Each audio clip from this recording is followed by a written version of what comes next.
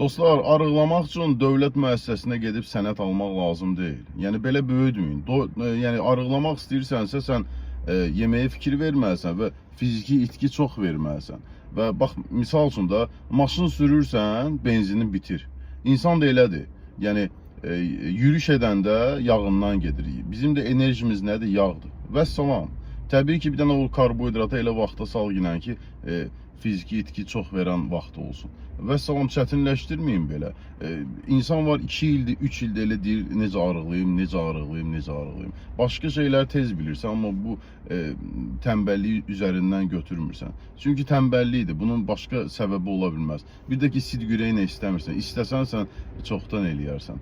Bir də ki, yəni çalışın yediyinizə biraz diqqət yetirin ki, əksəriyyəti deyir, mən heç nə atışdırdım. O atışdırma böyüyür, amma gəl görəsən axırda gör nə qədər olur. Bir də fiziki itki demək oları yoxdur. İndiki dövrdə də ancaq texnologiya dövrüdür, insanlar oturur, ofisdə işləyir və s. Yəni fiziki itki yoxdur.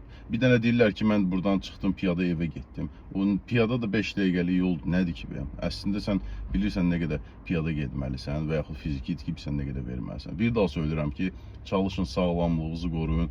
Təbii ki, depo yaratmamaq şərtilə. Hər kəsə uğurlar.